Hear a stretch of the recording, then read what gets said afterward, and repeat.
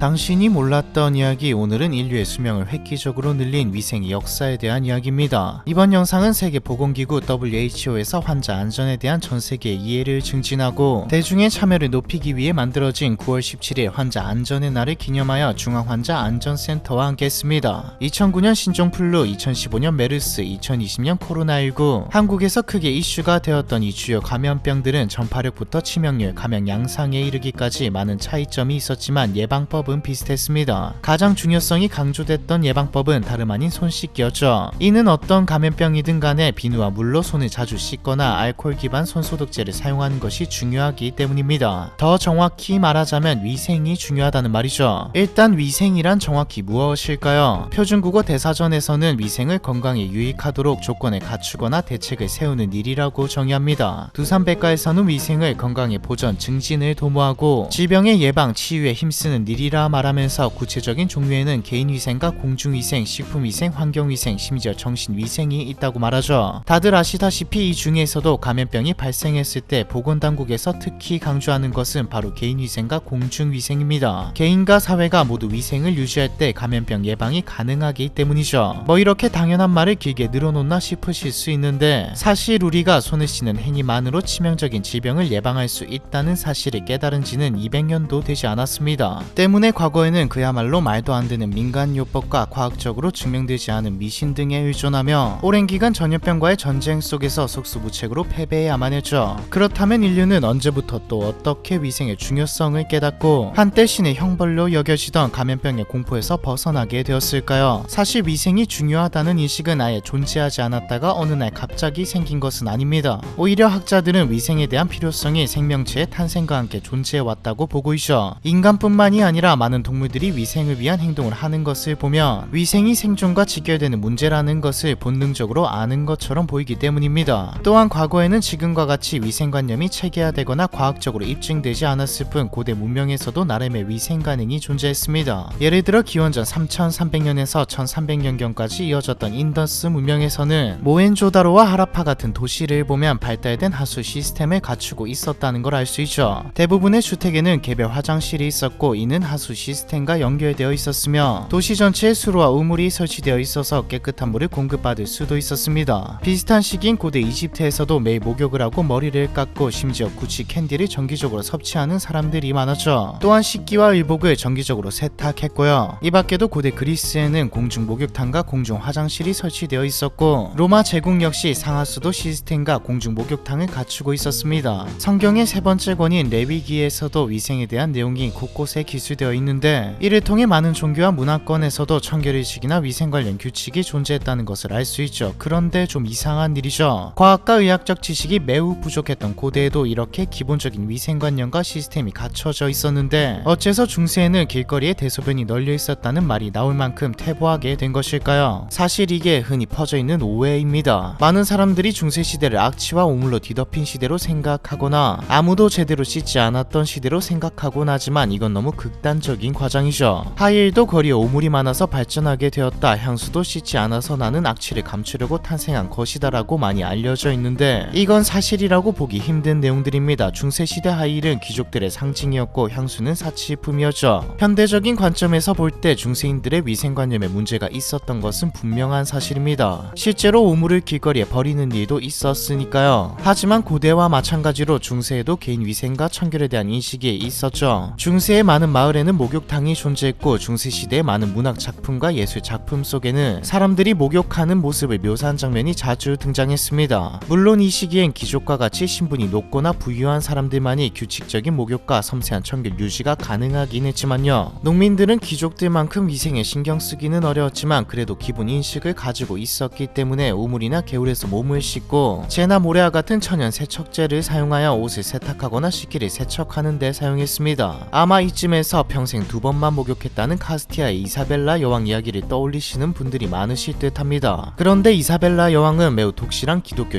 신자로서 목욕을 일종의 육체적 쾌락으로 해석하여 이를 자제하는 것을 경건한 행위로 여겼기 때문에 목욕을 하지 않은 것이었죠. 실제로 이사벨라 여왕의 딸 후아나 공주는 오히려 너무 자주 목욕을 하고 머리를 감았기 때문에 남편의 걱정을 샀다는 이야기도 있고요. 중세 유럽의 위생 수준이 지역마다 편차가 있었던 것은 사실입니다. 예를 들어 기후가 더 따뜻한 남부 유럽 유럽에서는 북부 지역보다 목욕을 더 자주 하는 것이 일반적이었죠. 하지만 비교적 진보적 위생 시스템을 갖췄다고 하더라도 현대 기준에서는 매우 열악한 환경이었습니다. 이는 위생과 의학에 대한 개념이 발전하지 못했기 때문이라 볼 수 있습니다. 처음에 이야기했듯 위생이란 개념이 제대로 정립된 건 200년도 되지 않았거든요. 당시 위생관념이 있었다 뿐이지 위생을 지키지 않는다고 병이 생긴다고 보지는 않았으며 악취로 인해 병이 생긴다고 봤거든요. 실제로 19세기 런던에서 발생한 콜레라는 잘못 처리된 하수에 유입된 감염자의 대변 때문에 퍼져나갔는데 이때도 사람들은 악취에 의해 병이 옮는다고 생각했죠. 즉 질병의 원인과 전파 방식에 대한 과학적 이해가 부족했다는 말입니다. 결국에는 흑사병 같은 전염병이 창궐하여 인류 역사상 가장 참혹하고 끔찍한 암흑기를 맞이해야 했죠. 세균이나 바이러스의 존재를 몰랐기 때문에 사람들은 흑사병의 원인을 자꾸만 엉뚱한 곳에서 찾으려 했습니다. 고대 그리스 의사 히포크라테스와 갈렌이 주장한 이론 미아즈마 이론에 따라 중세 유럽인들은 오염된 공기가 질병을 일으킨다고 생각하는가 하면 교회에서는 흑사병을 신의 징벌로 해석했고 일부 기독교인들은 유대인들이 우물에 독을 탔다고 믿어 유대인을 박해하기도 했죠. 또 점성술을 믿는 일부 사람들은 행성의 배열이 흑사병을 일으킨다고 주장하기도 했고요. 흑사병의 원인은 주로 쥐에 기생하는 쥐벼룩을 통해 사람에게 전염되는